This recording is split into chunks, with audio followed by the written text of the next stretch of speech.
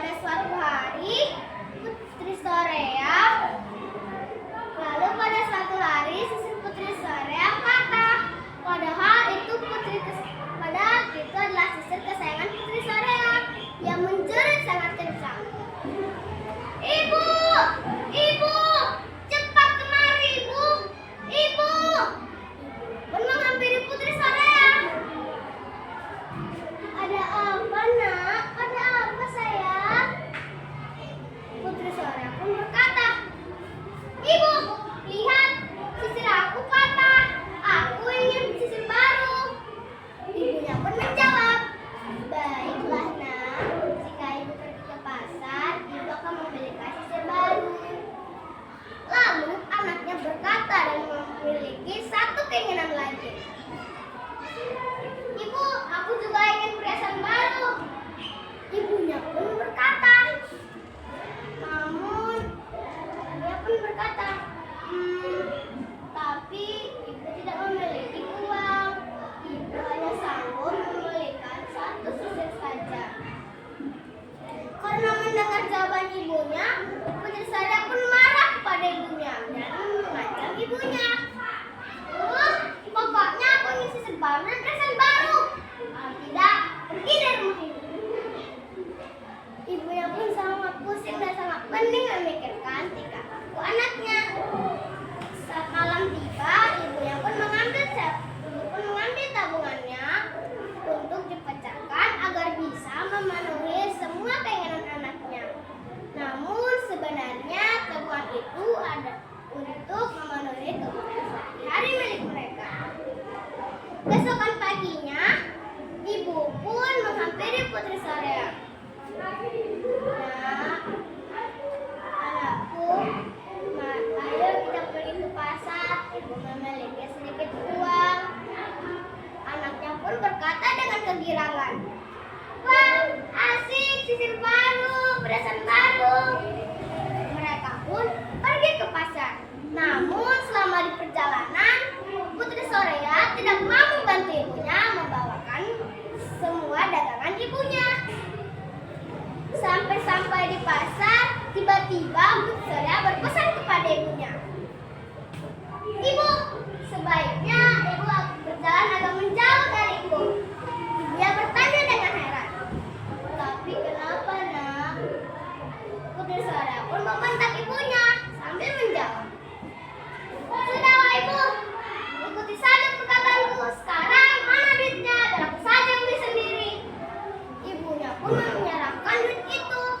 Lalu mereka memasuki pasar dengan jarak yang berjauhan. Itu semua dilakukan Putri Sorea karena ia malu memiliki seorang ibu yang tidak sama cantiknya dengan dirinya. Saat menemukan tokonya, pedagang itu berkata, silakan pilih nona cantik dan mana ingin kau beli. Lalu Putri Sorea berkata, wah, cantik-cantik. Aku pilih yang mana ya? Aku jadi bingung. Lalu ibu pun mengambil Putri Sorea dari belakang. Nah, apakah kamu sudah menemukan yang sesuai dengan dirimu? Lalu pedagang itu bertanya, apakah itu ibumu? Lalu Putri Sorea menjawab dengan kesal, tentu saja tidak. Ia hanyalah pembantuku. Karena mendengar jawaban seorang anak, ibu pun merasa sakit hati dan melangkah mundur menjauh dari anaknya. Namun ibunya masih bisa menahan rasa sakit di hatinya dan memaafkan anaknya. Selesai membeli sisir dan perhiasan baru, mereka pun pulang. Namun sama saja mereka masih berjalan berjauhan. Saat di perjalanan, Putri Sorea bertemu dengan beberapa pemuda. Pemuda itu berkata, apakah hai nona cantik? Kau sangat cantik. Lalu pemuda kedua berkata juga, benar, kecantikanmu membuatkan terpana kepadamu. Lalu ibu pun tiba-tiba datang menghampiri Putri Sorea dengan terdesak-desak. Siapakah mereka nak? Apakah kamu mengenal mereka?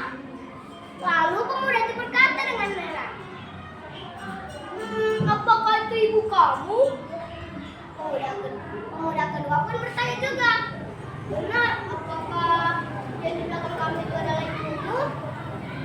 Lalu Putri Soraya berkata dengan kesal, ah, tentu saja tidak. Dia bukan siapa-siapa aku.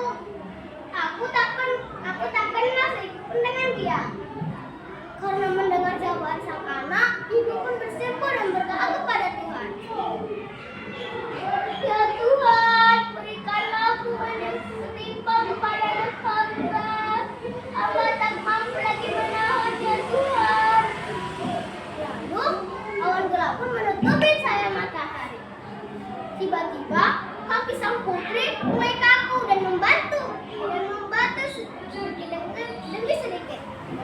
Dia pun berteriak, Ibu, apa yang terjadi pada kakiku? Kenapa aku tidak bisa menggerakkannya? Ibu, dia menjerit sangat kencang. Ibu pun masih tetap bersimpuh dan berdoa kepada Tuhan. Seluruh tubuhnya pun mulai dengan perlahan-lahan mulai membatik. Lalu Putri Soraya pun mohon minta maaf kepada ibunya terus menerus. Ibu, maafkan aku ibu. Aku janji tidak akan mengulanginya lagi. Ibu, maafkan aku. Namun semua hukuman itu tidak bisa dihindari. Lalu seluruh tubuhnya mulai membatu. Lalu di dalam batu itu terus mengalir air mata Putri Soraya. Ibu pun